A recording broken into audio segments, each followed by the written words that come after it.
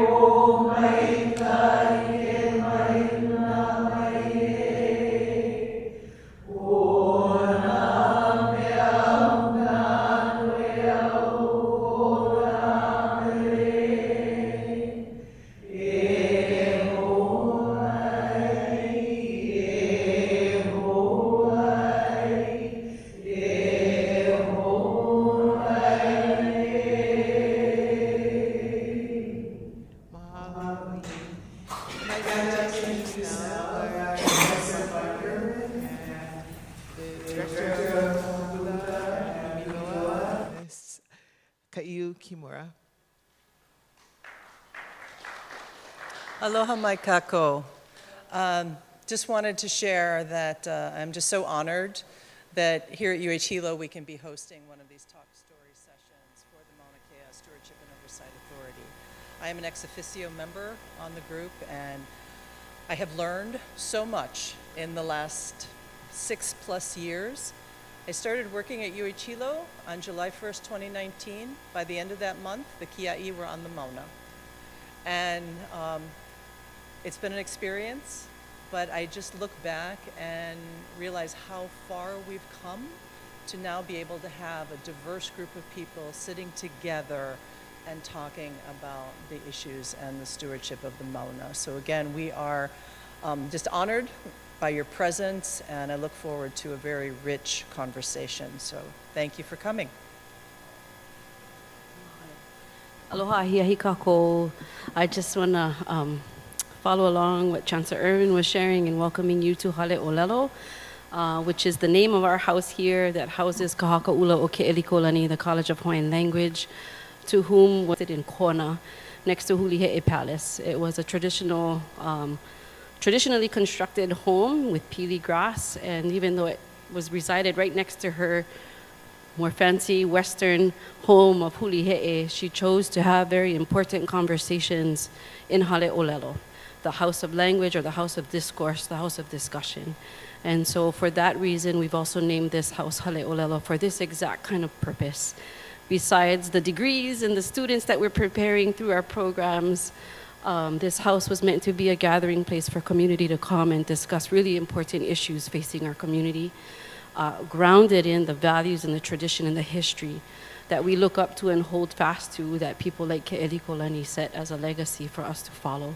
So we're hoping that with that can serve as a context for how this conversation continues to happen as it relates to our very special place, Mauna Kea, and stewarding that place in a way that's reflective of this history and this legacy and what it means to our people here in Hawaii. So, nui ko mākou mahalo, hano I ko ʻoukou koho ana I keia hale, he hale e maua I keia kumuhana koʻikoʻi loa no Mauna Kea. Mahalo. Mahalo, Director. Kimura, or that might not be the right kulana. However, thank you. Mahalo ka'iu. And to Chancellor Irwin, and of course, Auntie Noi Noi.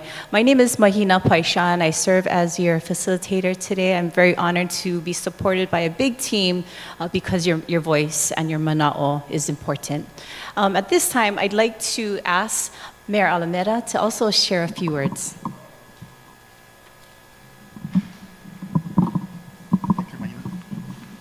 All right, what a beautiful Hale. Wow. It's good to be here. Thank you. This is making our rounds. I see some of our representatives. Thank you for being here too. And yeah, so, we're just trying to get more mana'o from the communities, and it's been pretty positive. So far, so good. And we have an authority. We have 11 members, and Mahina will go into that. But I'll let you guys know that, we may not all agree, but we get along, and we all respect each other's views, and it feels good. It's like a family. I mean, not all siblings agree, but they love each other. And I feel like we get love in the room, and I think that's most important. So thank you so much for being here, and let's have a good talk story. Aloha. Yes, thank you, Mayor. As he mentioned, we have several public officials here, policymakers here. I want to acknowledge, of course, Representative Kush, Representative Liloy, and we also have from the governor's office, Peter Sir as well. We might have a few council members that might be making their way as well. So mahalo for being here. Okay, so we have a big agenda, and the slides are going to keep on rolling. And so I'm going to ask Jessica in the back to roll our slides. Wanted to let you know that we have a AV team that is documenting and live streaming so that there's greater access for participation. So we have a YouTube going on, and we're going to be collecting their feedback as well. And then also we have a photographer here that will be taking pictures. And if there's anyone who does not want your photographs to be taken, that might be represented in a DLNR website or any official website representing the authority's official business, please go ahead and raise your hand, and we'll make sure that your photographs are not taken. Thank you. Mark, right here. Please raise your hand. Thank you. Mahalo. Okay. Moving on to the next slide.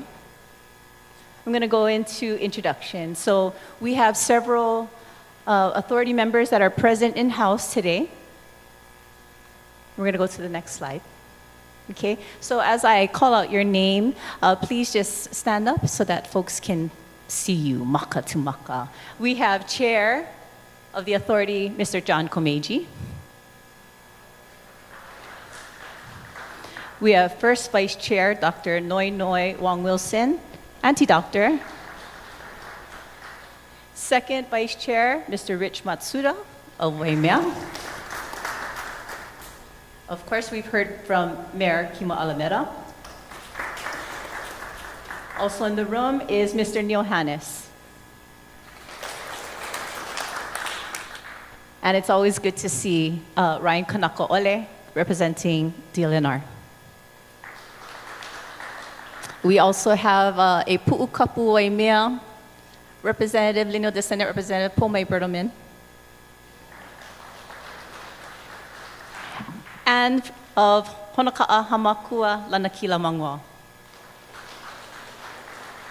So we have a few others that were unable to join us, at least here physically in the room. Perhaps they are joining us online on our YouTube. Mr. Paul Horner, and I'm sorry, we have Dr. Bonnie Irwin as well, which you've heard from already. Thank you, Chancellor, for your continued support. So Mr. Paul Horner, Dr. Kalehua Krug, and Regent Benjamin Kudo. We have a full house of authority members today. So moving on, we're now going to go to who's in the room from the authority staff. We have our Executive Director, Mr. John DeFries, hailing from Kona, Kaiopua. And we have Mr. Bill Stormont, Project Director. And Lloyd and Pua'ena sends the regards. Okay, with that, I'm going to ask Mr. Chairman, John Komeiji, to say a few words. Aloha. I wanted to talk a little bit, just really briefly, about the board members. If you look at the, can you go back to the slide with the picture of the board members? If you look at the slide, underneath each of our names is a title, right? I mean, not the chair, but for example, Kalehua Krug, educator. Richard Matsuda, he's supposed to be the observatory representative. The reason why that's important is that when the legislature and the governor created the Mauna Kea Authority, they wanted to create as a diverse group as possible, people that had different interests. So what they did is they specifically asked that certain type of people be placed on our authority. For example, we have a lineal descendant, we have a cultural practitioner who's a lineal descendant, we have a representative of the observatories, we have a representative of UH, we have a representative of DLNR. I represent the business community. But having said all of that, when we came together as a group, those labels are not important to us. What's important to us is what each of our manawa, what our thoughts are about the issues. And as the mayor said, we've gotten along really well. We don't agree on everything. But the point about it, the other point is that this legislation was created to give people that didn't have a voice, right? Put them in decision-making positions so that they had a voice. And that's part of why we're here tonight with all of you. We're trying to give all of you a voice. And all of you are going to participate in an activity that actually gives voice to you so that you can express your concerns. So we understand that to be successful, we need to hear from all different parts of the community about what they think about Mauna Kea and not only of the observatories, but conservation, water use, all different aspects of it. So again, thank you for coming tonight. We really want you, when we start the exercise, for all of you to really, in a collegial way, express your opinions and share with us what your thoughts are. So again, thank you for taking the time to come tonight. Okay, so now we're going to ask Dr. Auntie Noinoi to please set the context for this conversation.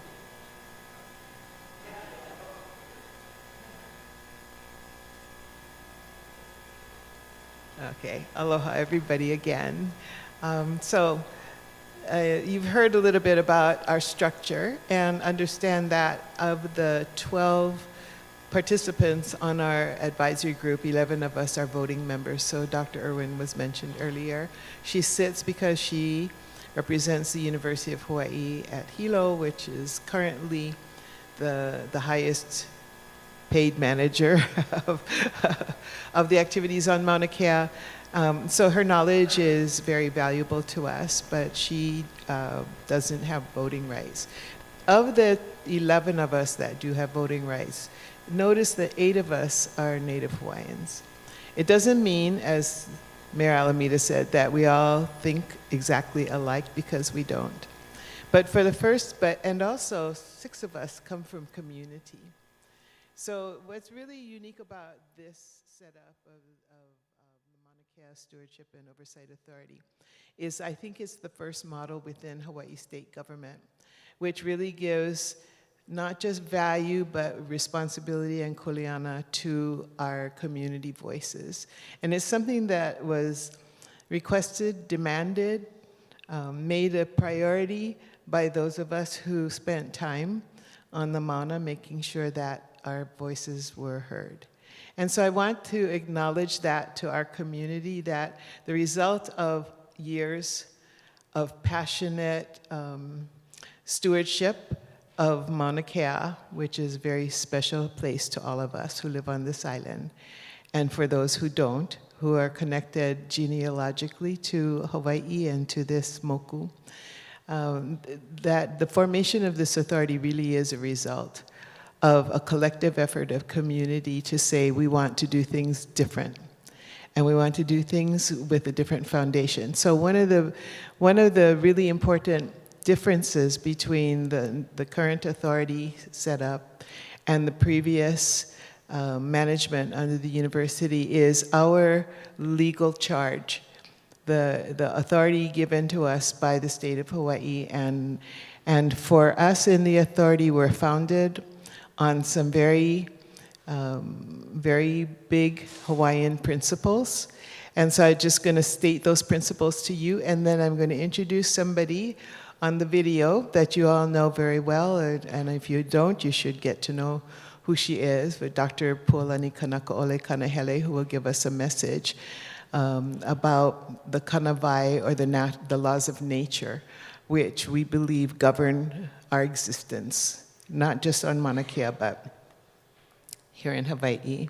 So we're founded in our statute. There are some principles which don't exist by statute in legal terms anywhere else, and those are opukupuna. So I'm going to read a little bit to you. Oh, sorry, I didn't even know it was up there. Okay, you can read yourself. Anybody need me to read? Anyway, there's 3 principles: Mana aloha, opukupuna, and holomua oi kela kela, that guide us. They're foundational principles for us. And there are 2 more, and that is ohana and kuleana, so that we all understand our kuleana to this place. And this place is kuleana to us, to be our protector and to provide us with water and malu, shade and protection. So with that said, does anybody have any questions on this? But with that said, you can ask questions again later, and let me introduce Auntie Pua, Dr. Puolani Kanakaʻole Kanahele, and listen to her words of wisdom. Mahalo. It's a real honor to talk about kanawai, because it's not something we hear about all the time, but it's something that existed for a long time, and it's something that continues to exist, because it has to do with this land that we live on, and what we as Hawaiians anyway, should know about this land that we live on. That's what the kanawais are all about. Kanawai is, first and foremost, is called a law, but it's like a code or a decree or a regulation. Any one of those will identify the idea of kanawai. And the first kanawai that we're going to talk about is a kanawai called Ho'okiki kanawai. Ho'okiki kanawai. Okay, Ho'okiki kanawai is the law of continuum. And so this is about Kanakas, trying to educate Kanakas about what's happening on their land and how they can make their land exist for many generations. So this kanawai has to do with the law of continuum. And Ho'okiki kanawai is, the idea of Ho'okiki is to let things flow. And if you look around you, what are the things that flows? And one of the things that flow on our land is water. And we focus on water a lot because water is one of our main sources of life, for life. And so the idea of Ho'okiki kanawai is the idea of allowing or being aware of where water flows. And the other thing that flows is magma. And the great thing about magma and lava is once it comes up, whoosh, whoosh, whoosh, whoosh, and then it flows, it comes up out of the ground, and then it flows down to the ocean. What it does, it gives us land. And we look at it sometimes as being destructive. It is not destructive. It does what it does to do in order for us to have land. And so what the Ho'okiki kanawai is stay out of its way. Okay, allow it to flow.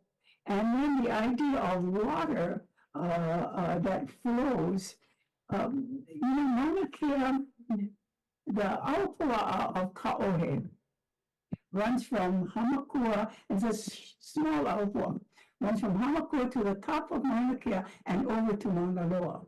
Ka'ohe is bamboo. And the idea of the bamboo and why it's called bamboo, it has to do with water. And between the 2 mountains catches the most water. and it catches the most water, and this water will go into the earth, go into a bamboo idea of water basins. And then the water will leak out from it very slowly. And so you have all of these water basins between the two mountains.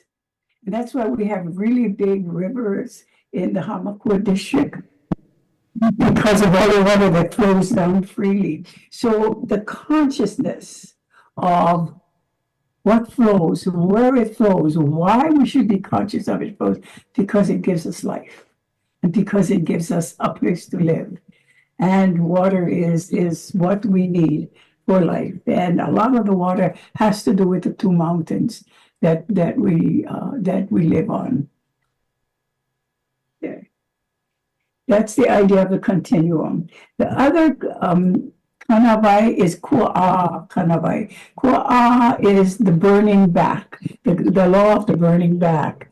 Now, the law of the burning back has to do with the gestating of landscape, basically, gestating of landscape. You know, they initially looked at it as, or compared it to an ali'i of very, very high rank. You don't approach the ali'i of very high rank because he is out of reach of everybody. It's the same thing with these land areas, the landscape that we need to hold sacred, or we need to hold like they're going to do a lot of good for us, because these are the land areas that are necessary for our existence. One is, of course, the volcano, and is one of it. The other is places that have marshes and streams and rivers and coral heads and the idea of the wet forest, because all of these things help to reproduce what's in there on the land. Coral head lets things out into the ocean, and a lot of fish go for it. Okay. And the wet forest is what gives life to more forests. Okay. And the streams do the same thing. And so this is the idea of the law of the burning back. So you look for these places and you be sure that you allow these places to maintain itself as it is. The other kanawai is kaiokia kanawai. Kaiokia kanawai is the law of natural boundaries. Now, this is a law that we as Kanakas need to be aware of. Okay, the law of natural bodies is the law where all of these things that I just talked about, the volcano, the movement of water, and all of that, where they are moving. And what it's saying is that you have to recognize the boundary. So what this is saying, know the boundaries. Know your boundary as a Kanaka and know the boundaries of the land. So Kanawai is all about the environment, all about the land and what the land is doing and where the land is and how the land provides for us. And therefore, our idea of being conscious of it and staying away from places that is not good for us. Okay, the last kanawai is kihoihoi kanawai. And kihoihoi kanawai is the law of regeneration. And so the law of regeneration is that it's like the first law is the law of continuum. We need to continue our own generation of Kanakas.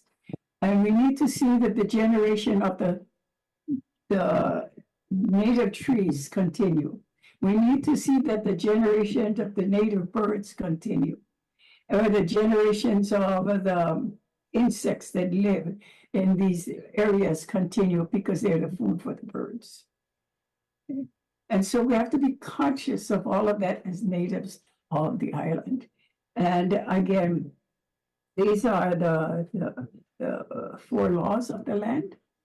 And the law of regeneration is that we go out and there is a sense of reciprocation. And the sense of reciprocation is, if you go back to the Kumulipo in the first two lines, I was going to say this in with the first kanawai, but I didn't. But with this particular line, the first two lines of the Kumulipo, Okeawi kahuli vela kahonua. And when you talk about that, people say, oh, that's when our earth is hot. No, it's talking about the lava. When the lava is hot, it makes our earth hot. Okeawi kahuli lole kalani. And what that does when our earth gets hot like that, and a lot of steam is coming up, it clouds the sky. Okeawi kukayaka kala, it hides the sun. So what it's doing is it's returning water to the space above and turning it into clouds. And eventually, what that does is that cloud system will return the water back to us. So there's the whole idea of kiho'iho ikanabai is the idea of reciprocation, that we give and the land gives back. And so be conscious of the fact that the land does give back. Yeah, give her a round of applause. Aloha ai kako. I'm Neil Hannes. You can tell I'm the most recently appointed member of the authority because they asked me to follow her. Not easy, but it's really enjoyable to sit here, I think, for about my sixth time and listen to what she has to say. Remember when I was managing land for Kamehameha School, she said, you know what's your job? Make it rain. She puts things so simply that if we take care of the land, you know, all these cycles get stimulated. And if we just let those cycles go, it brings the abundance that will help us all to flourish. So, amazing woman. I hope you know, in every generation, there are people who really are quite special, and you feel quite fortunate to be alive when they were alive. I think everybody in this room should feel proud and happy that you're alive while this woman is alive, because she's amazing. So, yeah, thank you for having, to our team for really honoring her message and putting this in, and it's really not something we just choose to do. This, her mana'o, is really on the base, part of the basis of the legislation that gave rise and created this authority. So, yeah, there's a reason we play that. It's not just to share wisdom, but because it's part of our mandate. Now, we're committed to a couple of things that I want to share with you tonight. Number one is we're committed to community engagement and effective communications. So that means something to us. And here's the two things that it means. Number one is, this is a long conversation. Is this the first conversation you're having about Mauna Kea? I doubt it. There have been many. And if you don't demonstrate that you're listening, what's the point of having people give their valuable time as you are tonight if you're not going to pay attention? And so what we've tried to do is really honor that listening, and it's not just us. I mean, the legislature did that in the creation of a work group. They then did that further, they furthered that in the enactment of legislation that really took some of that community input and put it into the legislation that created us. That was a form of listening to you. So we're here tonight and we've cobbled together as we think about how do we do our job of providing a management plan and oversight of the Mauna. Number one is we need a sense of strategic vision, a framework that helps us then kind of understand direction and the whys and the values. And then from that point, we can create a management plan that determines, okay, who gets to do what, when, where, and how, and all that. So as we share this tonight, this is not a management plan.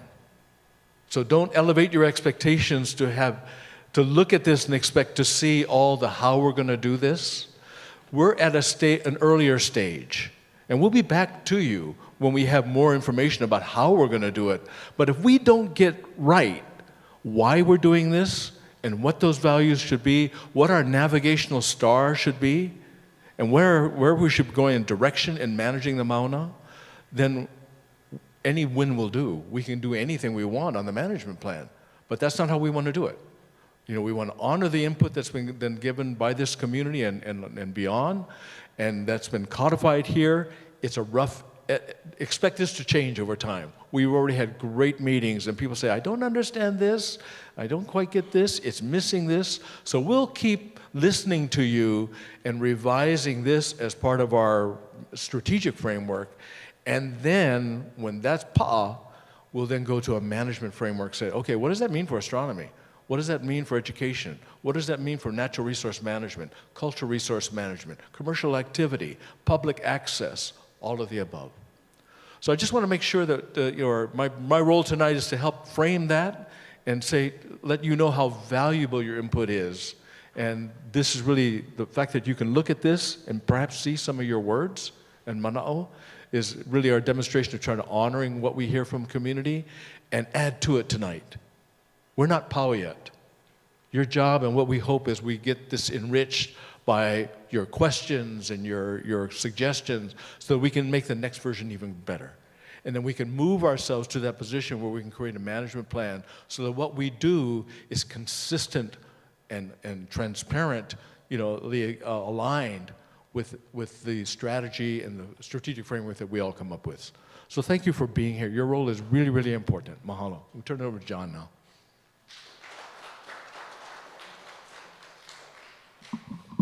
Thank you, Neil. January of this past year, the 12 authority board members, a couple of them virtually, gathered in this building across the hallway and initiated this process. That meeting was a full day. It was followed by a subcommittee function that took the results of that conversation and brought it to this draft level, okay? Tonight is meeting number 5 in a series of 6 meetings that'll culminate next month back in Waimea. We've been to Kona, Na'alehu, Laupahoehoe, and then tonight here in Hilo. And the remainder of this evening, in large part, is going to be you engaging with this. Now, what you just saw Dr. Kanahele Antipua articulate is really a follow-up to what Dr. Noe said earlier, which is the core values, right? And she outlined the first 3 and the 2 additional. If you look inside of this, you'll see in the bottom left-hand corner of that flap a reference to the 4 kanawai that Antipua is talking about, and on the top right-hand side, it itemizes exactly what she was talking about. Like Neil, this is the 6th time I've heard that video. And about the 3rd time I heard it, I realized where I had come into contact with that before. And it was about 30 years ago, I was part of a group that was tasked through a nonprofit in Waimea to enter Waipio Valley to help the taro farmers secure longer-term leases from Bishop Museum, which is the primary landowner there. And this was the early days of the Edith Kanakaole Foundation having been formed as a nonprofit. And part of their vision was to have a learning center at Naupo'o in Waipio Valley. And so we went in there. You come from the outside of the valley, you realize you are a visitor, you are a foreigner, and you need to be quiet, attentive, and learn as much as you can. And so in the course of that, you early on learned that Waipio is in reference to the curving water, right? So I'm sitting there with a young man, and he points up to the waterfall, and he said, John, you see the curving water, the waterfall? That's Waipio. Okay. Go back a month later, a young woman and I are standing on a promontory, and the stream is just full, rushing toward the ocean, and there's a bend in the stream. And she says, John, you see that curve in the stream? That's Waipio. Okay. And then I happened to be there with Auntie Pua and Uncle Edward at that time. And she said, John, you see the clouds that become rain, that comes down the waterfall, that goes down the stream to the ocean, evaporates, and becomes clouds. That motion, that cycle of water is Waipio. Okay, and what she did for me in that moment was she made something invisible visible, something intangible tangible. Now, when you look at these two here, which I look at every day, frankly, this is a tough assignment. It's an interesting assignment because the authority has set up a construct here for a strategic framework that ultimately has to merge with the existing regulatory framework here, okay? So the Kanawai as an ancestral code, when this building was designed, there's an architectural code, there's a plumbing code, there's an electrical code, reinforcement steel code, okay? What Auntie Pua is highlighting is there's an ancestral code that we also now have to pay attention to, okay? And that code needs to express itself. And whatever we design on the regulatory side is going to have to align itself with that code. You wouldn't want the electrician to do anything less. You wouldn't want the plumber to do anything less. You don't want the architect to do anything less. We certainly do not want our treasured cultural practitioners to do any less. And so we embark upon really an exciting voyage. Having you here tonight means a lot to all of us. So thank you. Mahina?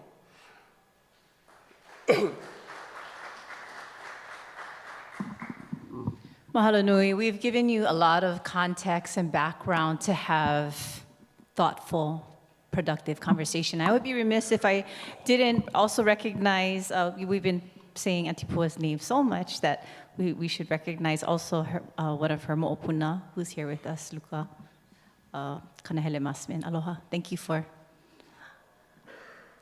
your participation. Mahalo nui.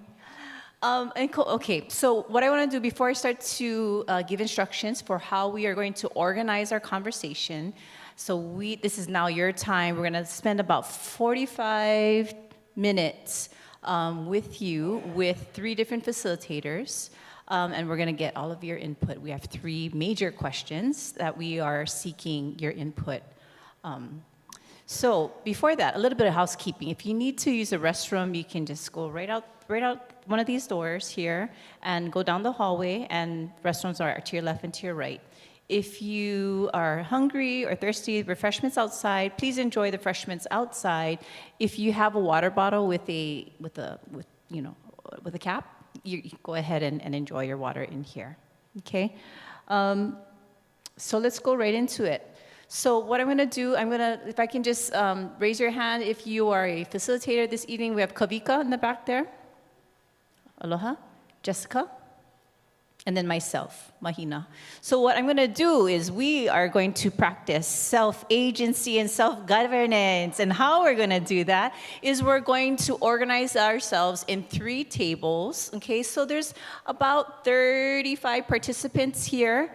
That excludes the MKSOA authority members and staff. Go ahead, facilitators, please go to your respective tables. And then take your chair and go ahead and choose a table. And we have more instructions.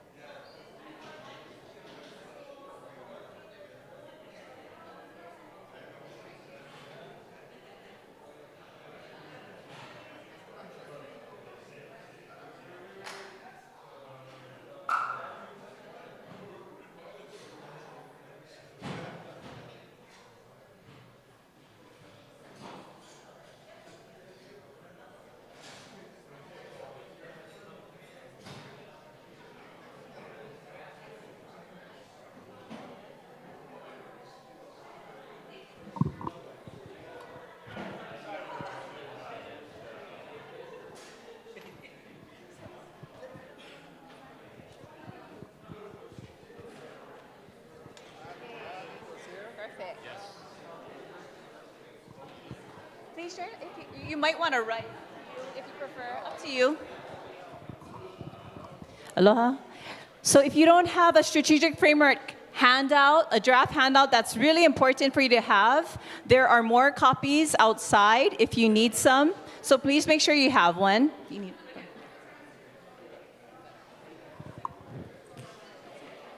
Please go ahead. Yep, yep.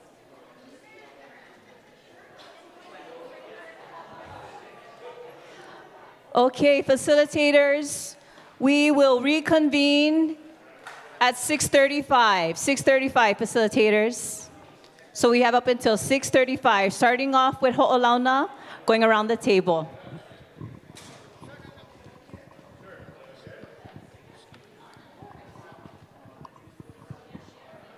Can you figure out how to turn this off for me?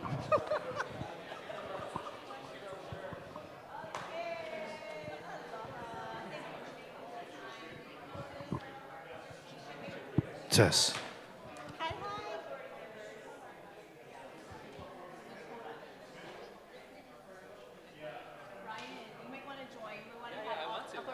You have to just join different tables.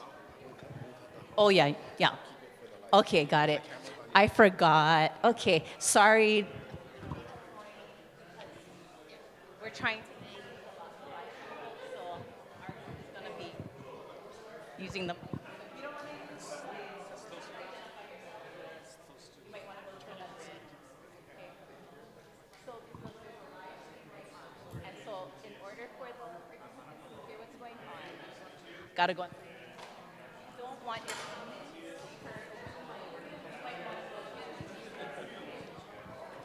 your okay. Aloha, aloha, aloha. Dusty, Dusty. Sorry. Why is this not going? Dusty. Not going.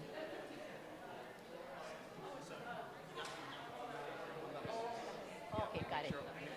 Got it. Aloha. Aloha to those who are on. Aloha to those who are online with us. Thank you for joining us. So what we're doing right now, those who are on live stream, is we are just introducing ourselves, and we're going to take maybe 10 seconds each person, and we're going to go right around. My name is Mahina Paishan. I serve as facilitator. I come from North Kona. So you're saying your name, and then you're also saying the aina, or the land that is nourishing you. Aloha, su keoho kapuli loe. My aina is Waia Keauka. Aloha, Peter, sir. Also, Hilo. Currently, Kaumana area, Kaumana, formerly Waikea. Hi, my name is Scott Tom. My aina is Waikoloa, and previous to that, I used to live in Waimea. My name is Fen Chuan Liu. My aina was Waikea Uka, and now I'm a Kaumana. So. Aloha, I am Kyla Marie Kauhaihao. I am in a couple different things, but one thing I'm in is the Declaration of Indigenous Youth Alliance. We are going to WIPSI to represent Hawaii, and my aina is Ola'a. Mahalo. Aloha, Bonnie Irwin. I'm a member of the authority, and my aina is Waiakea Uka. Hi, aloha mai kako. My name is Misty Carter with Hui Oihana. Aloha, and our aina is Kaumana. Aloha, my name is Kimo Akaka Jr. and I reside in Kaumana, Pihonua. Aloha, my name is Makwa and I reside in Kukuau. Aloha, aina mai leila veamaloe makanalua pu'u alala. Holehua, I stay in Waikea Uka. Aloha. Yeah, so we're just having a conversation amongst one another. So when we speak, speak to one another and just use the mic. The reason why we don't hear it in the house is because they adjusted it so it's not confusing to those. So they can hear it in the live stream. We're just not hearing it in the house. Okay, so here's the first question. Before we go into the questions, we have 3 questions. I'm going to just give you a minute to review, to look at the draft framework. If anybody needs one. So let's just take a minute. There are pens here.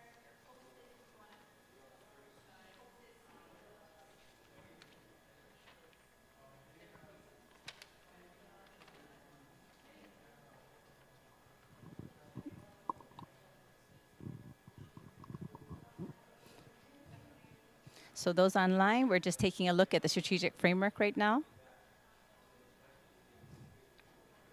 And participants are taking pause to just read through the draft strategic framework. And then afterward, we're going to get into the first question.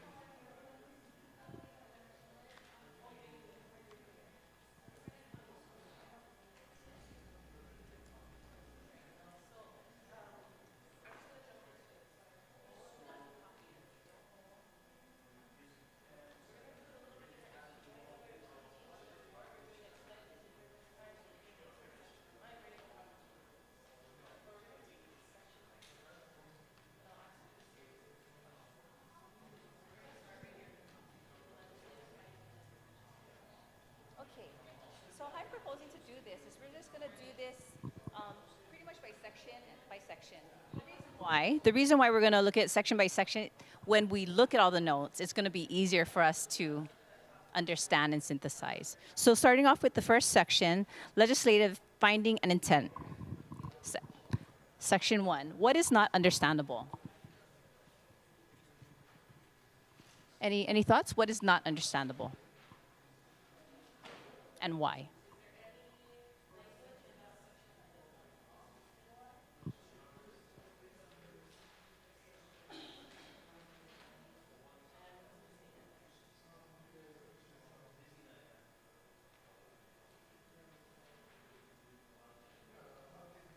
Any thoughts here?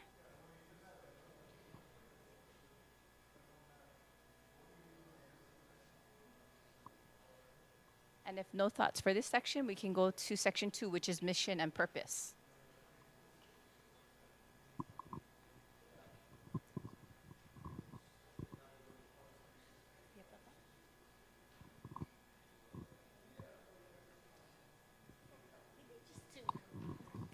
For just conversations, we got a word vomit.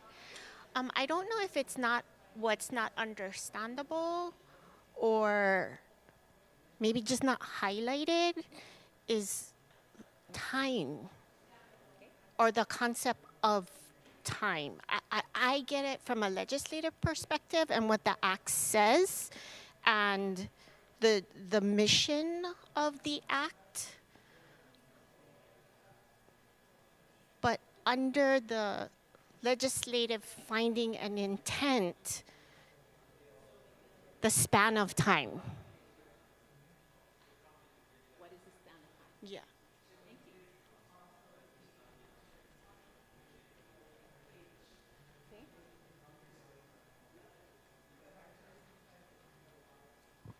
Thank you. Any other comments?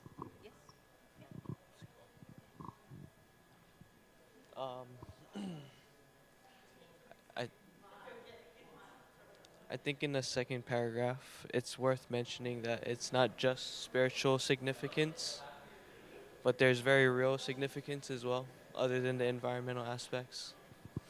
And just making sure that that's included as well. It's not.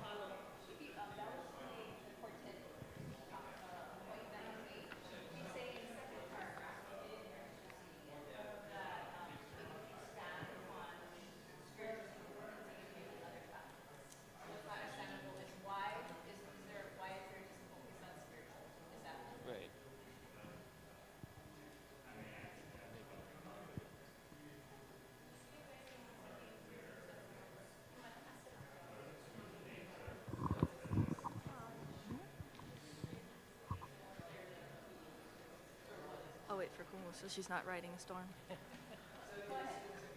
Okay, so I think for me, kind of cockling off the physical culture, right, is that on here it says natural resource. And I mean, legislatively that makes sense because natural resource is kind of the terminology that we use to describe the physical culture. But I think in terms of like how we view physical culture and natural resource, those are kind of seen as two different things. So kind of cockling off of that, how do we kind of implement to make sure that it's not just spiritual and then natural resource, but also like spiritual, physical, cultural importance, and then maybe natural resource. Because it's not just what we're getting from the mauna, but also what we are like how we're working with the Mauna and we're working with the Aina in order to kind of figure out where we're going with in the future, I guess you could say. Can you please restate again all the aspects? Spiritual, environmental? Spiritual, physical culture, environmental connection, and then natural resource.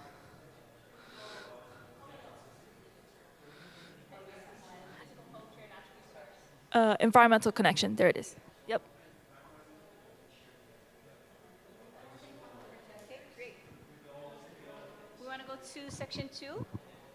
Mission and purpose, and you always can go back to section 1. We're going to move on to section 2. What is not understandable and why? The mission and purpose.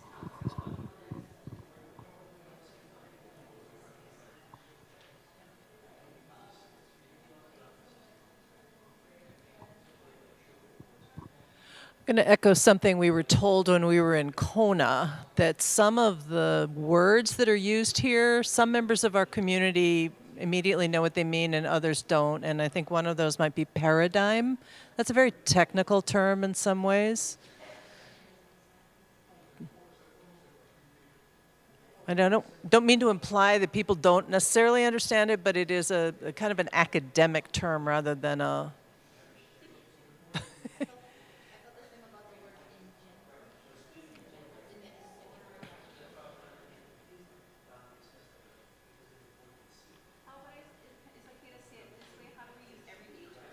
Yep.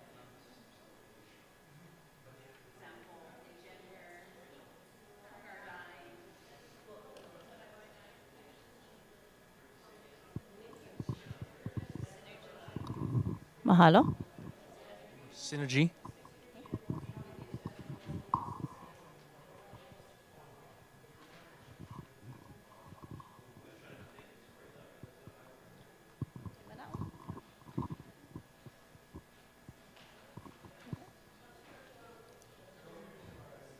Okay, are we ready to go on to core values? Next section, section 3. What is not understandable?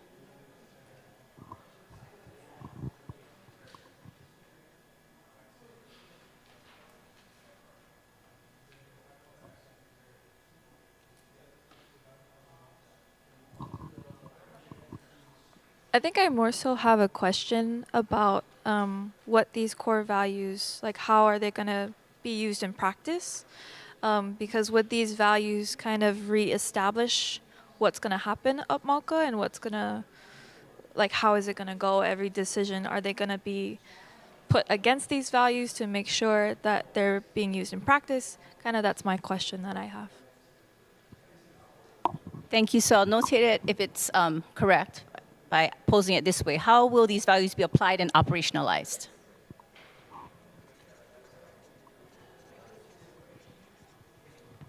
Okay, great. What else for section 3? Core values. What is not understandable?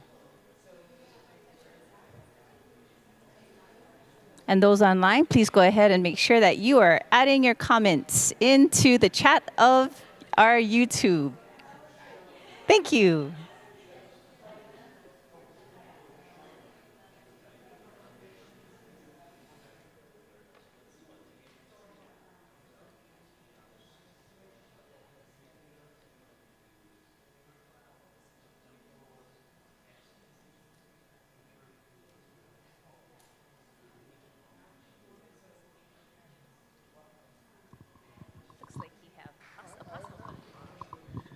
There seems to be quite a bit of overlap between Opukupuna and Kuleana. Can you clarify the difference? Thank you.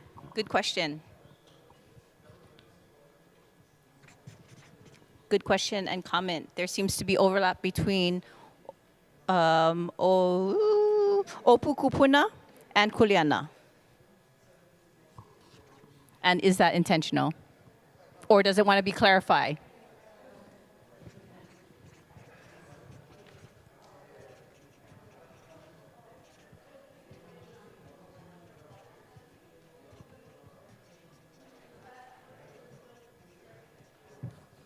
Great. What else?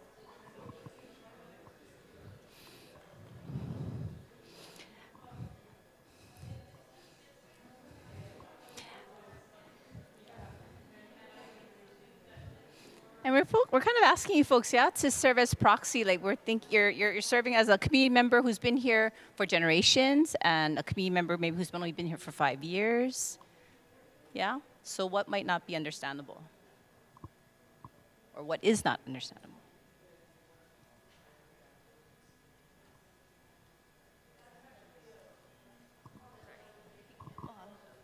I think for between like Mauna Aloha and Kuleana too, I feel like some of the Kuleana parts could be incorporated into the Mauna Aloha, because I think when we think of Kuleana, right, it's the surface is responsibility, but I think there's also a deeper Kuleana to create pilina between community and Mauna, like all the educational parts, and I think Kuleana is where maybe I'm a little confused about like how it relates to like the mission and purpose part, because I think right now it's more so kind of just talking broadly in a sense about Kuleana rather than like how are we gonna get to where we need to go.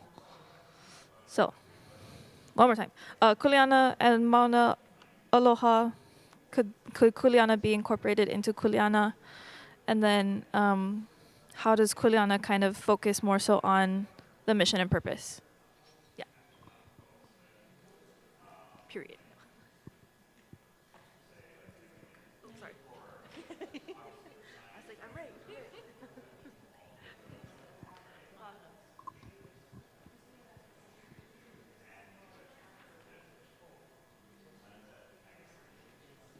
Youth Commissioner, thank you very much, Youth Commissioner.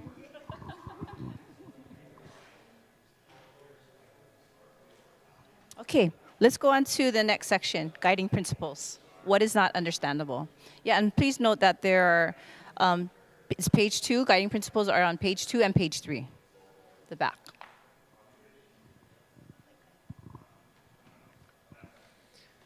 I think it's concerning when of the 6 listed principles, 5 you could argue are state mandated. 5 of the 6 are state mandated in terms of principles for governing boards. So I question why support for astronomy is an explicit one on there.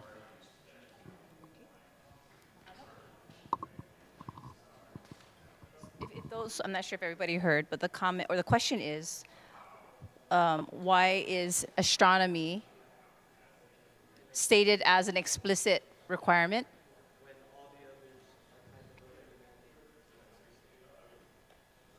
Mahalo.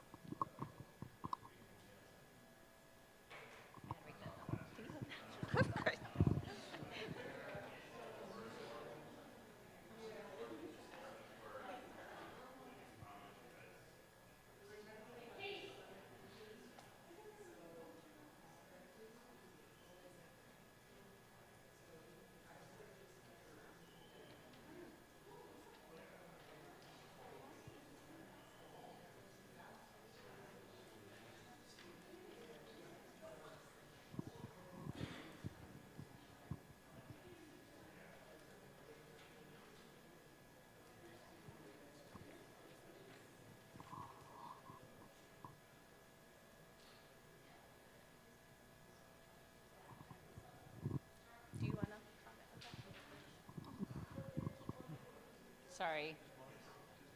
Yeah. Mahalo. Any other thoughts on guiding principles, commitment to community engagement, land use controls, protection of Native Hawaiian rights, restoration of natural resources, significance of the Mauna, and support of astronomy?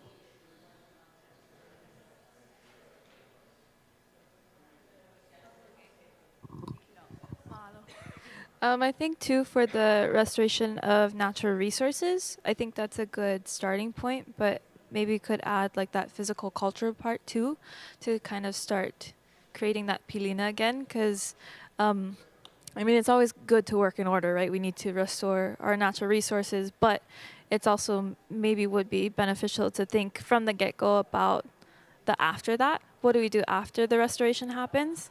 Because we don't want to just make it a goal and then that's kind of the end, right? So thinking of natural resources plus physical culture, how do we get our people back onto the Aina, back onto the mountain to start having kuleana for it?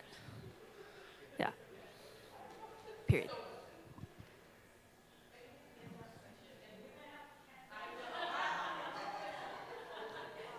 Mahalo.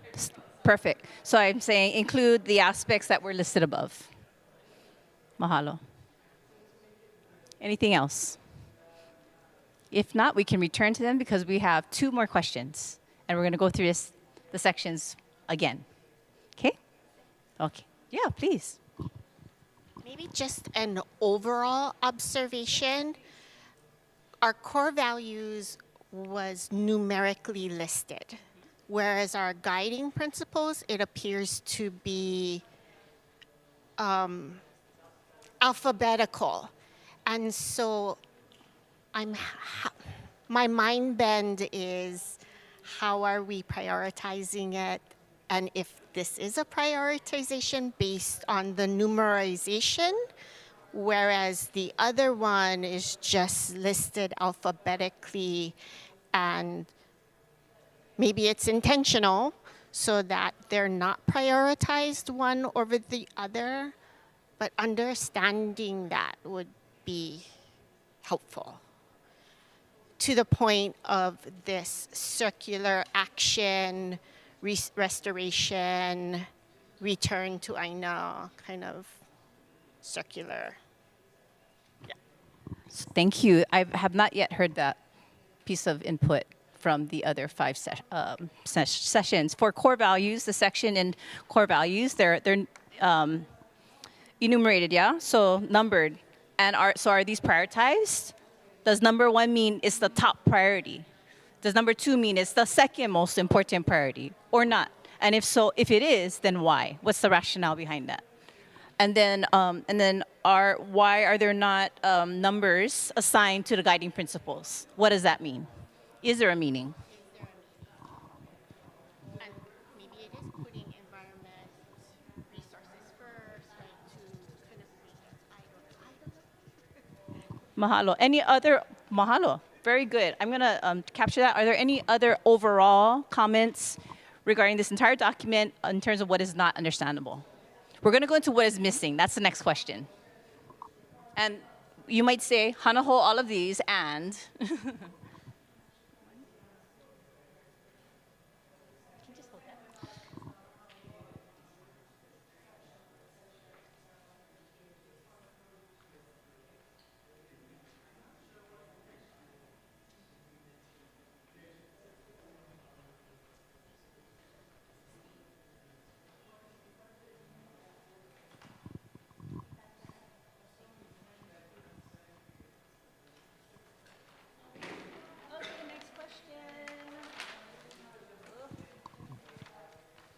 What is missing?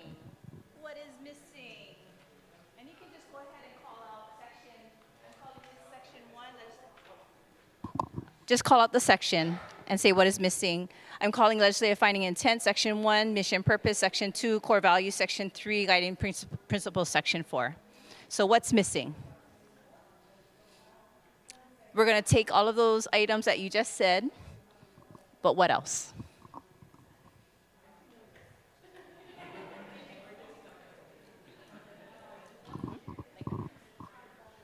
Speaking as a former youth commissioner for Hawaii County, because I'm not now, but former, right?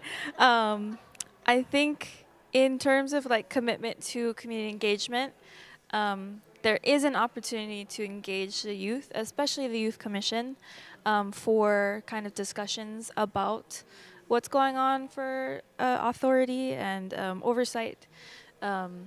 Just because, right, this is our Aina, this is kind of where we're growing up, and giving the youth opportunity to kind of speak in stuff like this, because, right, not all K through 12 can drive, you know, so if they want to talk story about this, they're maybe not getting to the talk story because they get practice after school and they get all the things. So appeal engagement for sure would, I think, be huge, and that can be put anywhere in section 4, section 3, section 2, or section 1, you know, it can be overall. So kind of engaging the youth that way. Yeah. Thank you, former youth commissioner. Can you please give us a list of maybe some of the youth groups that we should engage and target specifically? I hope so. For sure the Hawaii County Youth Commission, they are kind of the appeal on this island who kind of have a little bit more, not leeway, I don't want to say leeway in the, but they do have voices within the county. So if they're engaged at this level, and maybe a little bit more involved, because we are the voices that kind of are able to go to our representatives, go to our commissioners, go to our council members, go to our mayor and say, hey, we care about this issue. Please let us kind of be in. We want to do a project around it. How can we get our appeal within the other, like within our counties, our districts, to kind of let them know what's going on, be the voice for them as well. Be the marketing for this, like stuff like that. So definitely the Hawaii County Youth Commission. Our group for sure that's going to WIPSI, because our group, the Declaration of Indigenous Youth Alliance, DIYA, is talking about the Declaration of Indigenous Youth that was written at Kapalama in 2014. And affirming all of these things, natural resources, education, appeal voices, among other things. So engaging at that level with that group can help them also kind of affirm not just the declaration, but also, since we represent Hawaii, what's going on at our level for Indigenous rights. Other groups, Ku'anuenue is probably another one. They're kind of like Ku'anuenue.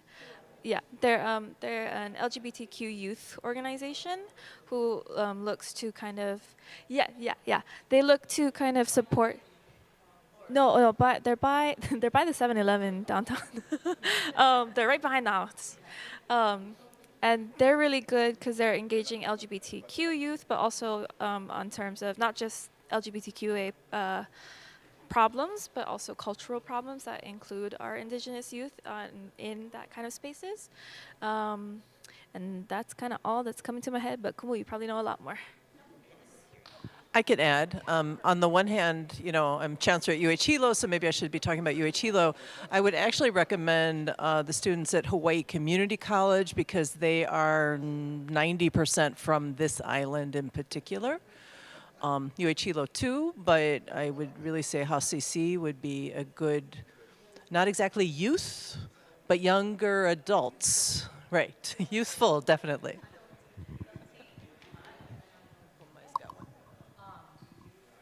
I would just add Ke'ea Hawaii. Yeah, the consortium made up of our charter schools and the charter school youth movement throughout the Pai'aina. What else is missing overall? Missing, yeah? Just call out the section. What else is missing? And just call out the section. Yeah. Okay, wait, a statement and then a question. Okay, so in reviewing this palapala that is being formulated, I appreciate the fact that education is not listed. And it's not that I'm against education, but I just find that it's such a broad scope, yeah? And, you know, infiltration will make like, oh, this is education. That's why we're doing it like this. So I did notice that, and I appreciate that very important tool that we all need to have is missing from this space. Okay, so that's the statement. And then forgive me for my ignorance, the stewardship and authority has stewardship and authority of what part of Mauna Kea? Because within this space of speaking to the summit, I kind of wanted more information on what the authority has authority over. That is a very intelligent question. Thank you very much. And that has been brought up in other sessions. So to state up front, the project scope, you know, what land, what aina, the boundaries that the authority is going to help Malama, has authority, authorization to help Malama on behalf of Hawaii. Mahalo. Great question. I'll add that. Yes. I would go all the way back to the working group when we talked about, we had originally proposed that the authority would go all the way down to the saddle, right, to be the whole Mauna. But in the end, the legislature decided that the authority would take over the UH managed land. So it's the scientific preserve at the top, those 500 acres, Hale Pohaku, and then the road.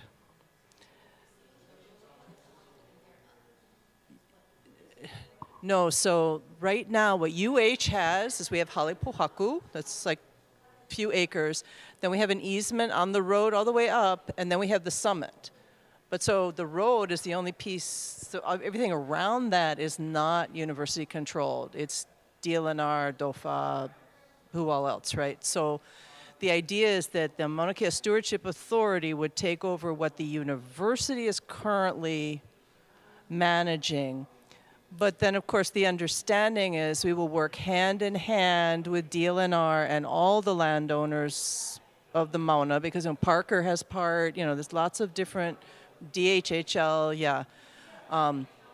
But that was where we landed. So it's not the whole Mauna, it's just, yeah, I know.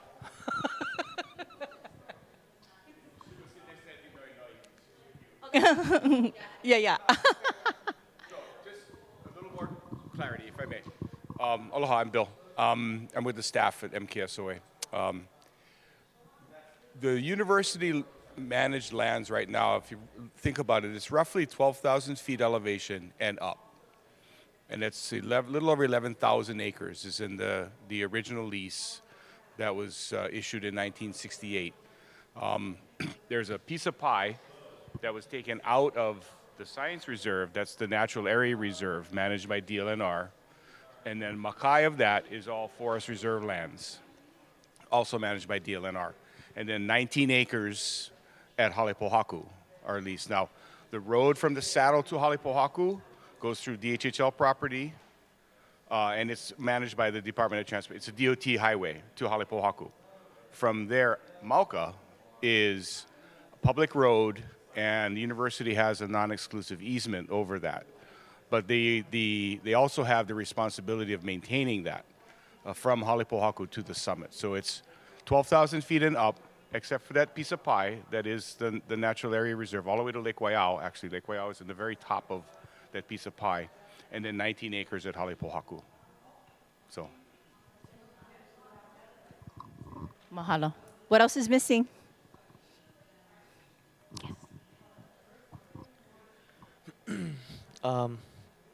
So Hawaiian traditional and cultural practices kind of mentioned twice.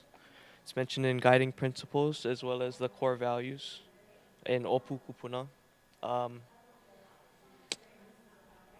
The wording kind of speaks and alludes to perpetuation of cultural practices, but maybe even taking it a step further, what's missing is, what are the proactive steps that they're taking to actually cultivate these practices?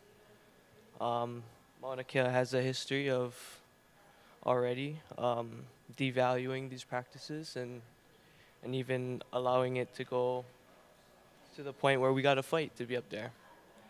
So in the future, what initiatives not just increase understanding of native T&C practices, but how are they cultivating it as well and creating a space that's cultivable for those practices?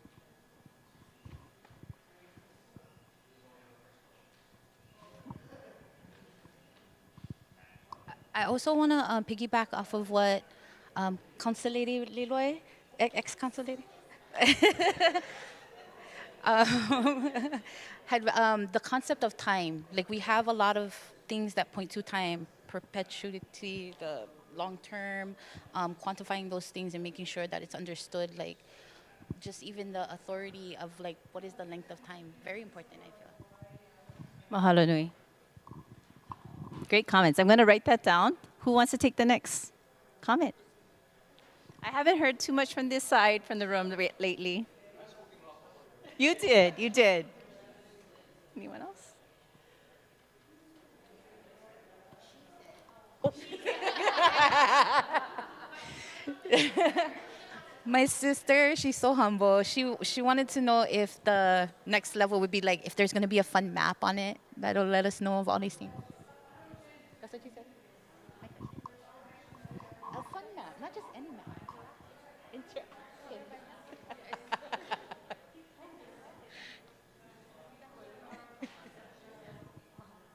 Can you please expand on timelines? Like what kind of, because we could put a lot of different timelines. What do you think, what do you feel is like the most important to say up front?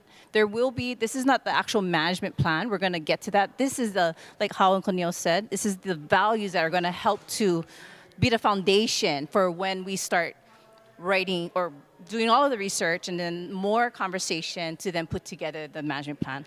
However, there should be some kind of timeline and some kind of project boundary that's described. So what timeline are you thinking about?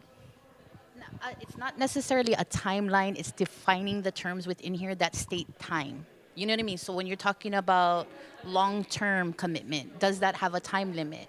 When we're talking about perpetuating, we would know that it's in perpetuity, but you know, sometimes the word, you know what I mean, semantics come into play. And so in order to get clarity, it's kind of difficult because while I would interpret it one way, it can be misconstrued and taken a totally different way.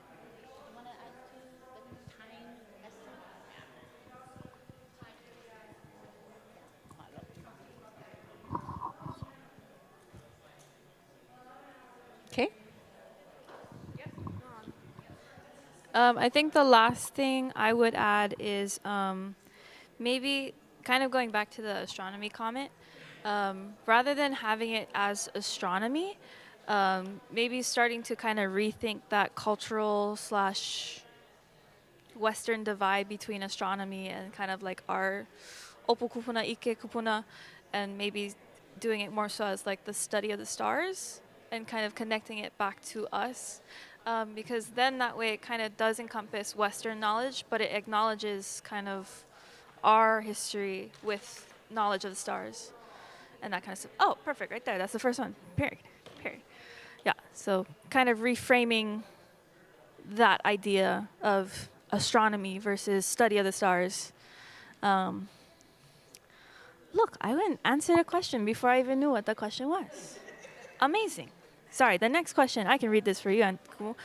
Is any section or language in the framework draft that does not belong? Why? That's what the question is. That's the last question, actually.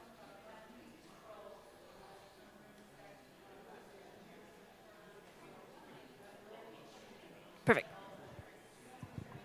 Mahalo. Yeah, there is a recent conversation like, what about the panana and the uprights? Yeah, the mana.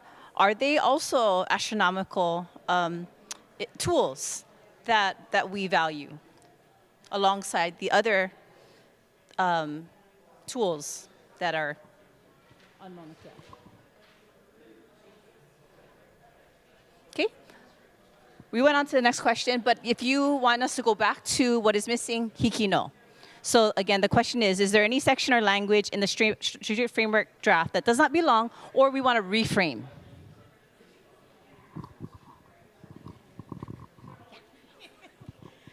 Back to the comment that was raised earlier regarding numbered and non-numbered, would it be good to just not have them numbered because they're all of value?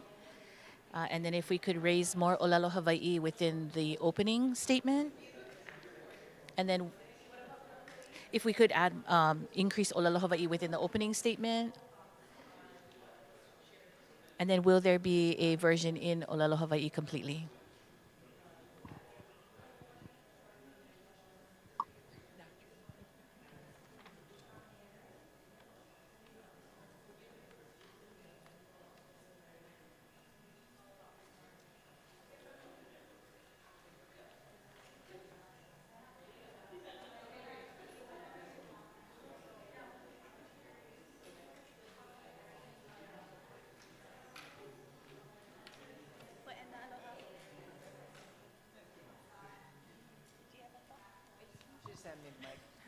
I could actually make a comment, though. I have an English professor comment about the guiding principles, that they all could be considered actions. And we commit, we control, we protect, we restore, we support, and then there's significance of the mauna. There's no action there.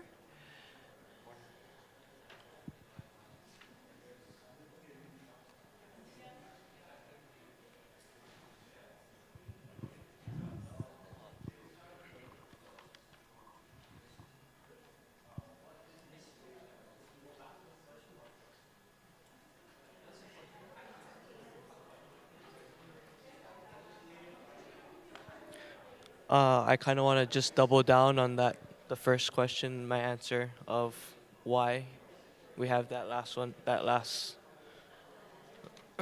guiding principle there. I think that if we are consistent about restoration of natural resources and the knowledge that comes with that, and if we're consistent with protecting native rights and the knowledge that comes with that, then I don't think that there is a purpose for that last one. Mahalo nui. Good comments, everyone. Let's take one more minute for any final comments, either in the what is missing, or is there anything that can be reframed or restated? Just switching maybe commitment to community engagement, switching engagement to collaboration. That's an anthro thing that I have because especially I'm a MA student also here at Hilo in the anthro track. And one thing that we always talk about is rather than engaging with the community or talking to the community or talking story, it's like collaborating with the community so that we get that community buy-in that way, and we make sure that the community is also kind of pa'a in that mission too. So yeah.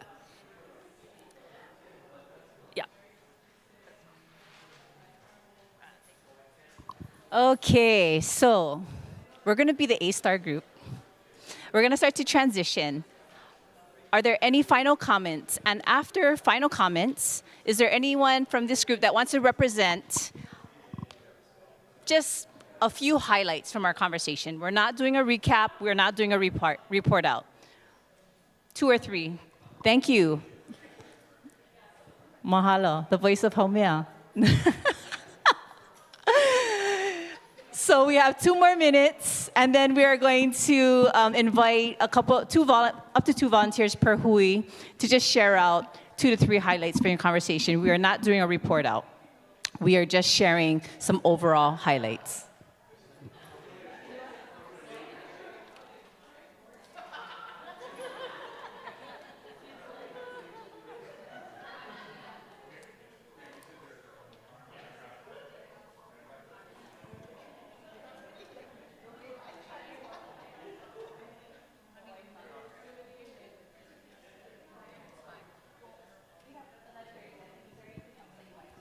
Any?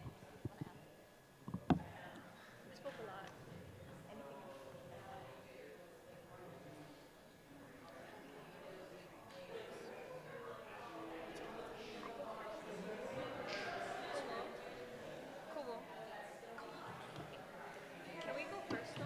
Yeah, yes. I gotta go Yeah, to our you can. I gotta go to our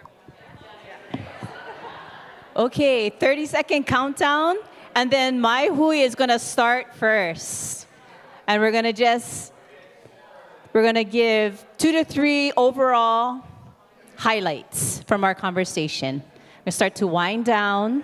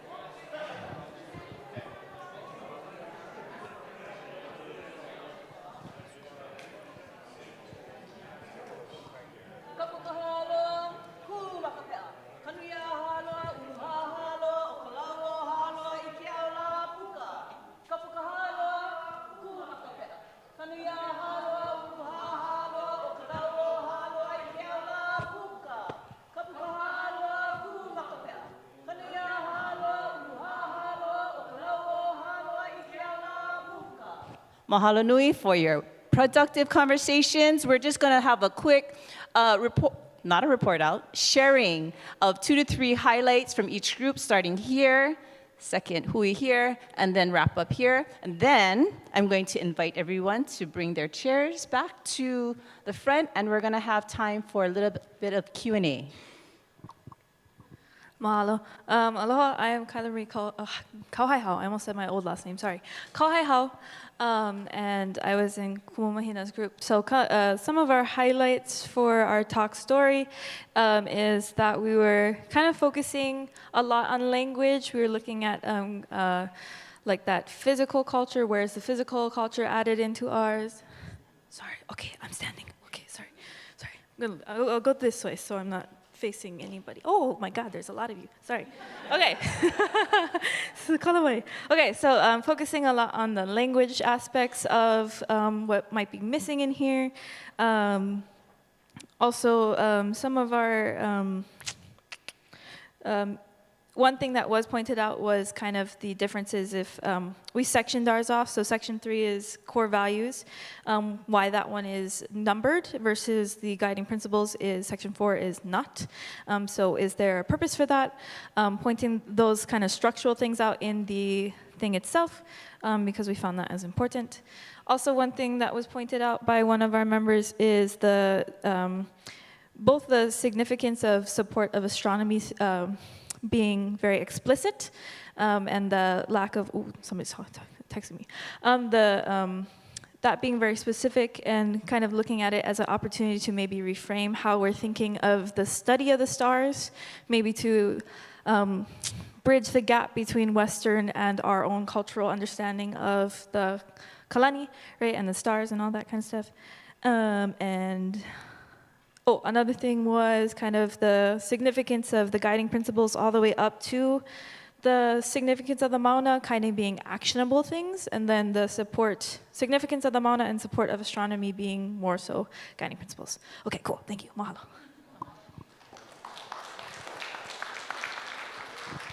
Hey, this week. So we started out kind of talking more about the context of Act 255 and the areas that are included in the MKSOA oversight. And then we went to, in the mission and purpose section, there's a line saying fostering mutual stewardship paradigm. So Auntie Noi Noi described how that gives us more meaning community involvement rather than our only community involvement before being maybe testifying to the Board of Regents, actually having the community be part of making this. So having that explained more. Then for the guiding principles section, we talked about how I think we should have an education section in it. So it has a commitment to community engagement, but also just educating, not just on astronomy, but also the cultural resources of Mauna Kea, getting these messages and this information into schools at a legislative level so that the keiki of the state can understand this process as well. And with that, we also wanted to take out the Mauna Kea for future generations, but also saying that we're protecting it for us as well. And with the education part, having a different, easier to read version of this, because if the language is easier, more people will want to engage.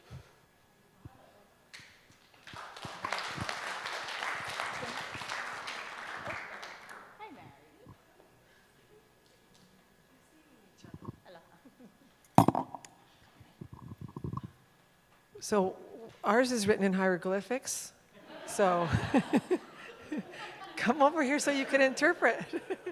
No, we could almost say ditto to both of the other groups, but we really hashed out in the beginning the importance of that it's not just about human beings, it's about all living things, including the fact that the Mauna is a living entity of its own.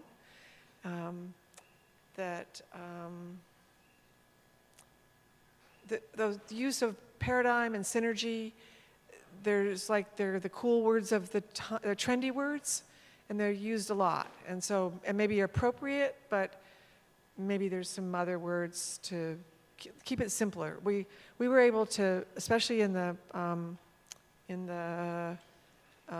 what's that section called? The mission and purpose, that only needs to be about 7 words long. You know, there were so many places where we could make it shorter. We joked about getting paid by the word or something, because there was so many things that could have been said simpler. Did I get it? Oh, translatability. Yes, very important. That we shouldn't use, that what's written in English should use words in the English language that are translatable specifically in the Hawaiian language. And if it can't be translated in Hawaiian without great long paragraphs, then use a different word. Keep it simple. Mahalo nui. Thank you, everyone, for your productive conversations and for all of the input that you have shared with us.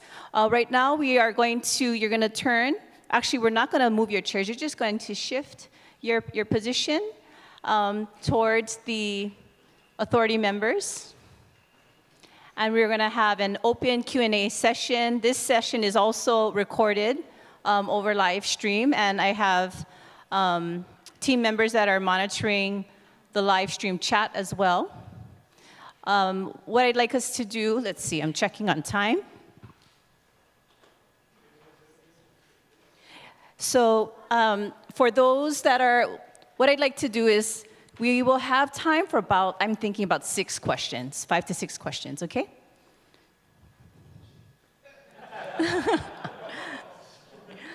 So, community members, just raise your hand.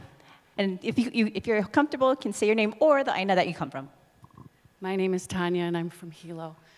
My question is probably for the board chair or the chair, and I'm wondering if you're working on any bills for this upcoming legislation, and if so, what would they be on?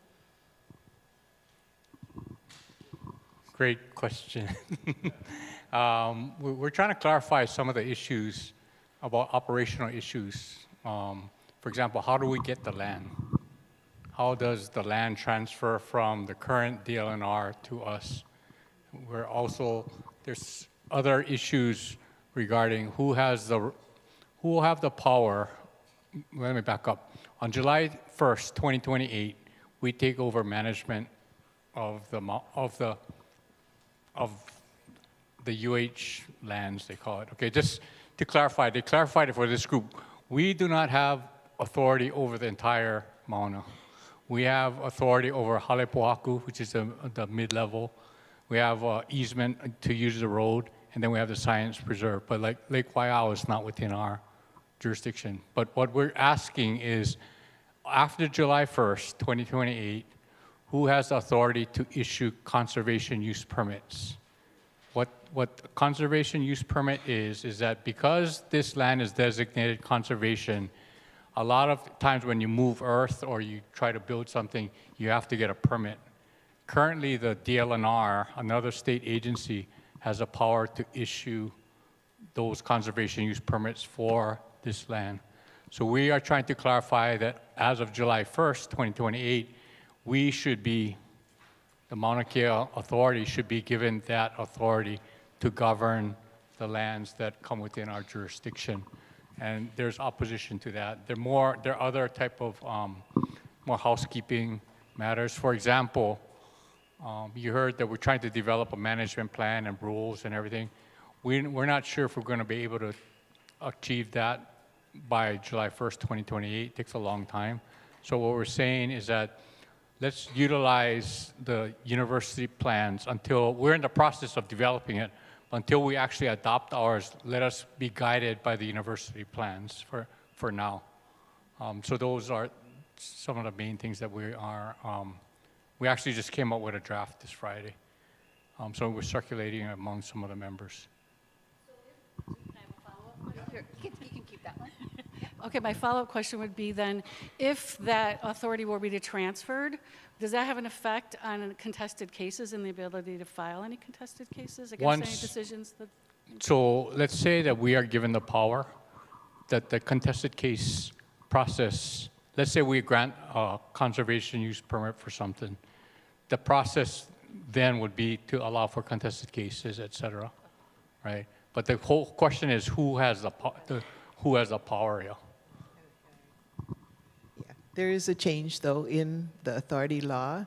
So in the case of a contested case hearing, and the contested case would go directly to the Supreme Court of the State of Hawaii. So it would bypass a step, which is the Board of Land and Natural Resources. So, but the process is preserved. The rights of the people is preserved, yeah. I just want to add, it's not about power. It's not about who controls. It's about the decision-making should rest with a body that is assured the representation that this authority has. That you have lineal descendants, that you have practitioners, you have somebody from astronomy, you have people representative. That's the uniqueness that Chair Komeiji had started at the beginning that makes us very unique, and that's why we want that authority to rest with this body. Not so much with us as individuals, but with the body. Yeah, okay. Quick clarification, because if the process stays the same now, we could make a recommendation and we would get overruled by the DLNR. So we're saying that that's not really giving this authority, agency, the power necessary, or the authority necessary to make decisions that have all these different viewpoints, right? Because then we would just be kind of advisory to DLNR. So that's why we believe that we should have that ultimate authority. Additional questions? What other questions do we have? Yes. Yeah, I wonder what's happening with the 30-meter telescope. I've heard rumors that they are approaching Congress for funding. I've heard rumors that they are planning perhaps to take over one of the spots vacated by one of the telescopes being decommissioned. And then it occurs to me that, are they obsolete by now? It's been going on for so long. Okay, I'm gonna, we will answer that question, but to tell you the truth, I don't want us to like focus only on Team T, and I'm gonna answer your question, but I wanna see whether or not we could have 2 or 3 more questions, and we will come back to your question directly. Mahalo, noted. What other questions do we have? Mahalo. How does DLNR feel about that? Because they get workers to protect the land, right? About the transfer. So right now, the lands that we're talking about is under the jurisdiction of the University of Hawaii because they're the lessee. So the University of Hawaii is the lessee of the property, and DLNR's role in it is largely on the law enforcement side. We also partner with the university on the conservation management side of things, and then also the regulatory oversight. And as far as the law is concerned, the law is the law, and we're going to follow it. So come 2028 or before that, when jurisdiction transfers over, that is what happens. And I'm not in the place to create that prerogative. That's the legislators that I answer to.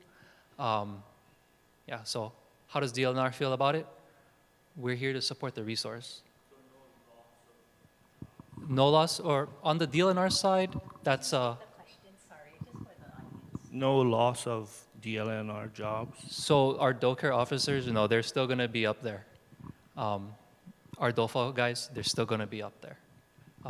University, I can't speak for university. I can't speak for the RCOH contractors that work for UH. Yeah. So just to make it clear, like the road, half the road may be DLNR, and July 1st, 2028 still going to be under DLNR. So part, you know, one side of the road may be DLNR, the other side of the road might be MKSOA. So the responsibility for that part on the other side of the road is still going to remain with DLNR. Here we have time for about 2 more questions, and then the question that was raised earlier.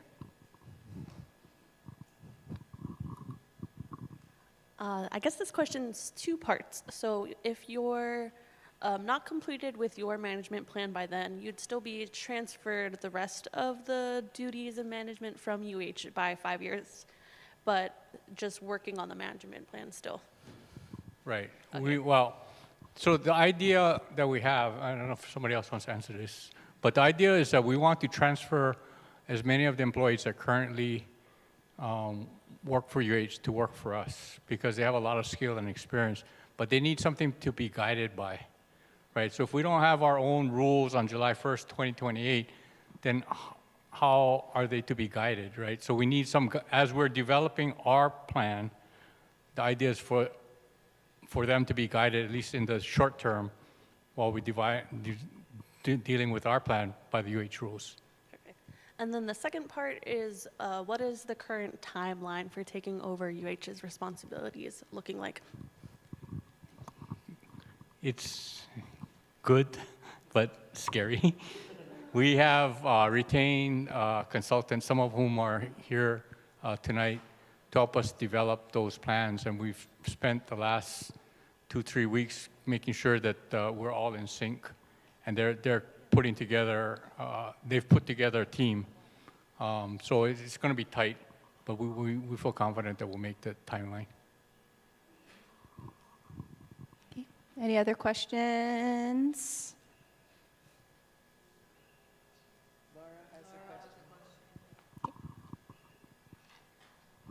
Thank you for being here, Laura Ocasio. I just wanted to follow up maybe on the question about legislation, knowing that you are working on legislation, assuming you're working with a legislator.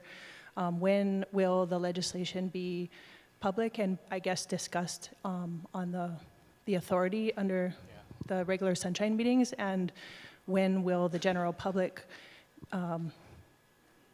become aware of the legislation? We just got the draft, like the third draft, that we just started circulating on Monday.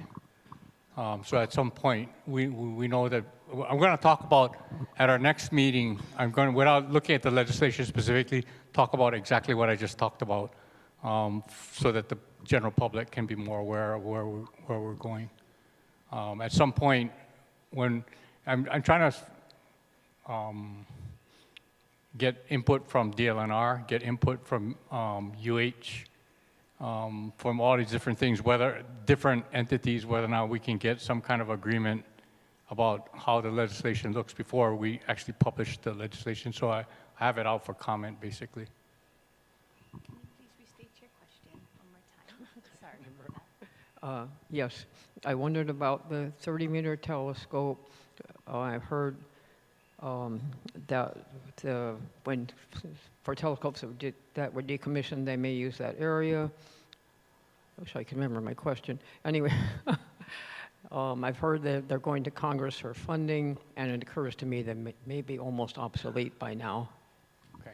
So the reason why I deferred that question is that I'm going to ask for someone that's not on the authority to answer that question. And the person that I'm going to ask, and he knows that I'm going to ask him, is Feng Xuan Liu, who is a project manager for TMT, who is here tonight with us.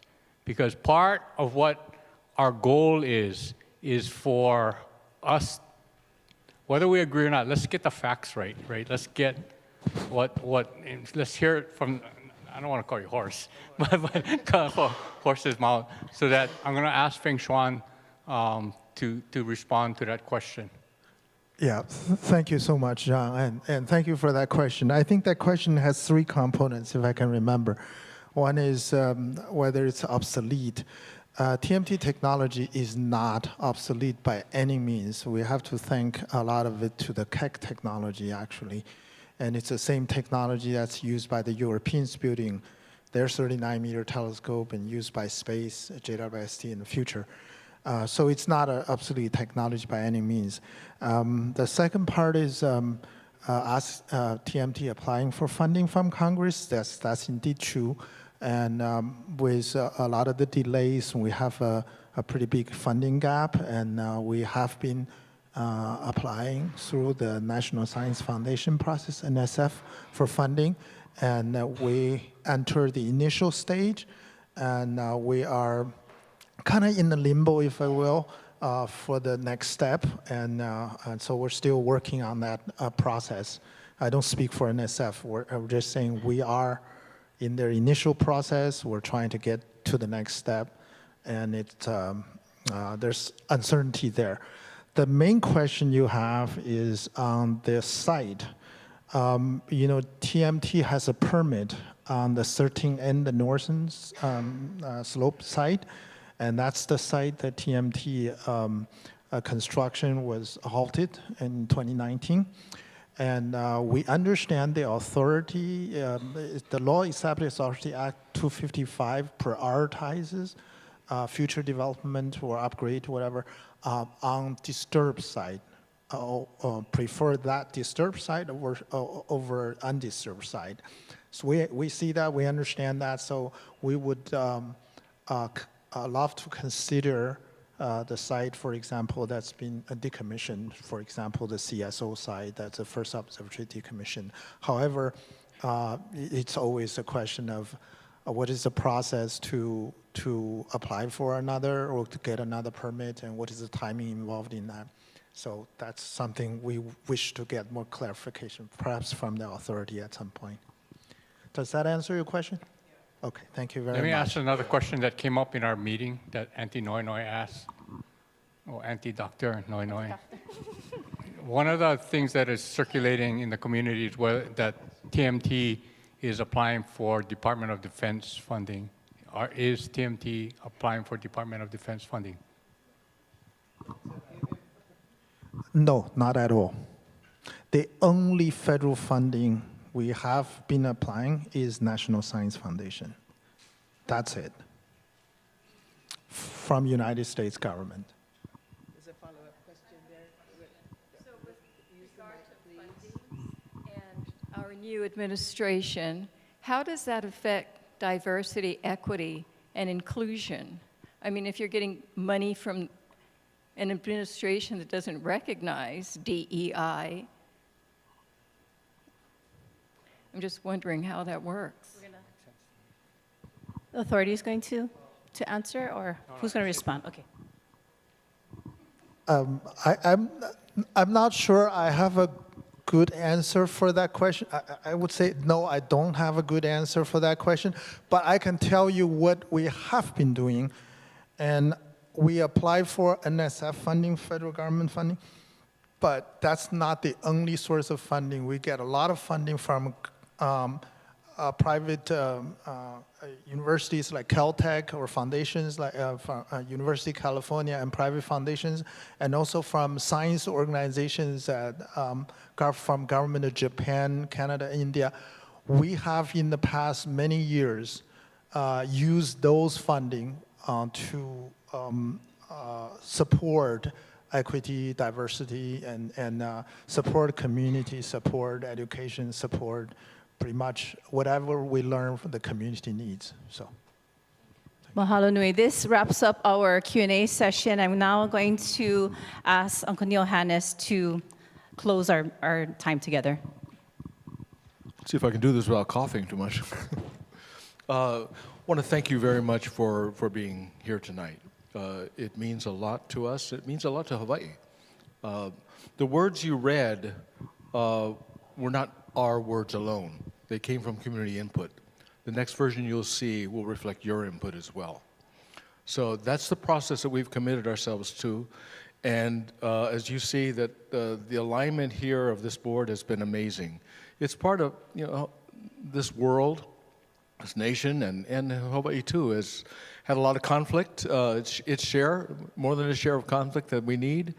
And when we align people to kind of be together to work on things that we all love, we love our aina, we love our community, we love knowledge, we love advancement and opportunity, and we bring these various perspectives together, it seems to enrich the whole.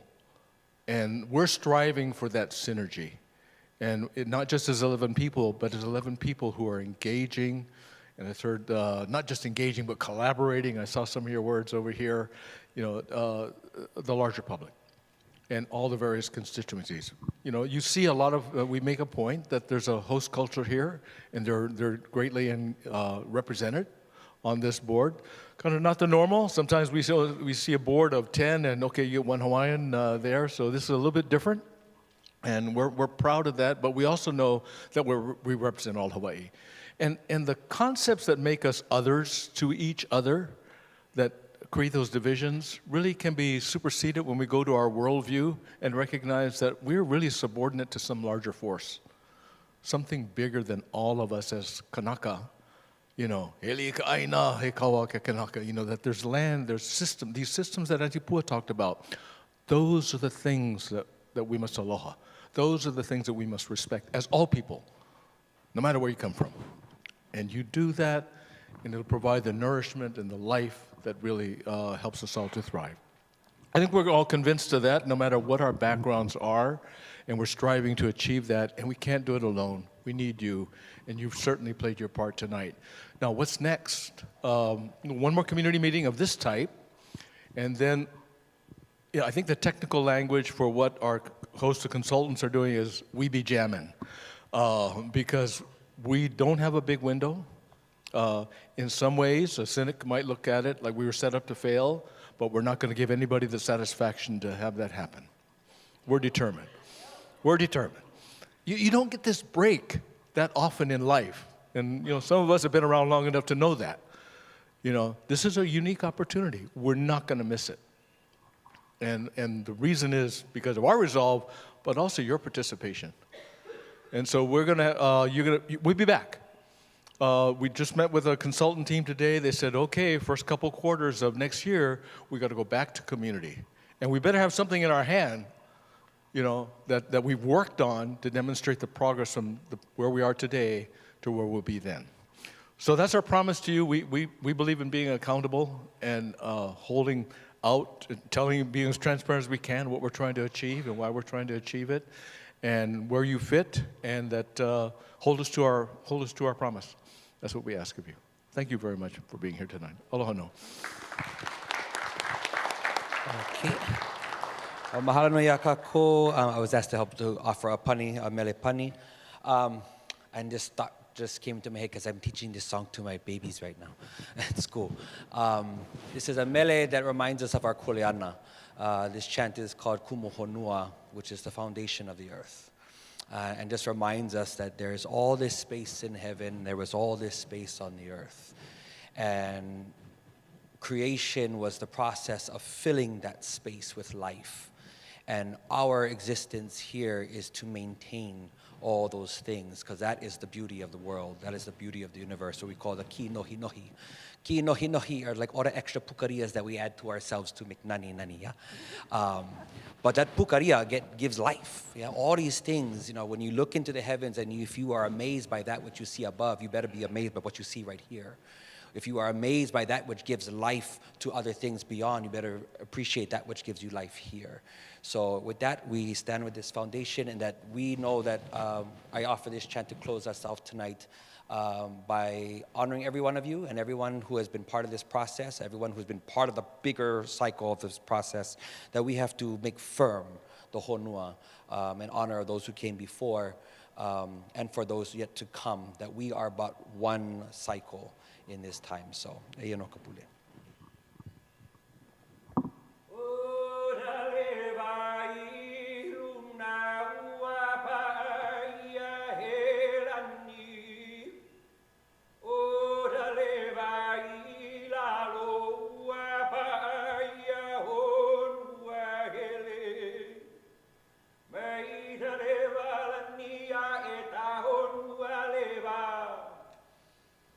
Yeah.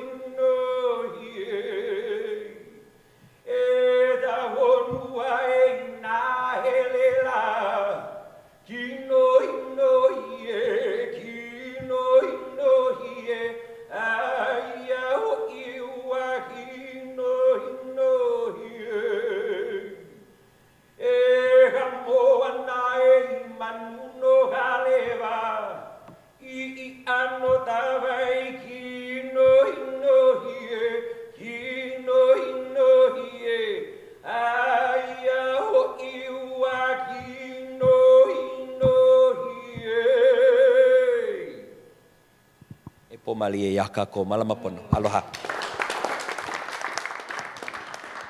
Mahalo nui. And so we practice malama aina in all the things. So we would love for a little bit of kokua by helping to return our chairs. And because most of us here are guests of this beautiful hale, we are going to make sure that we return this space as it was.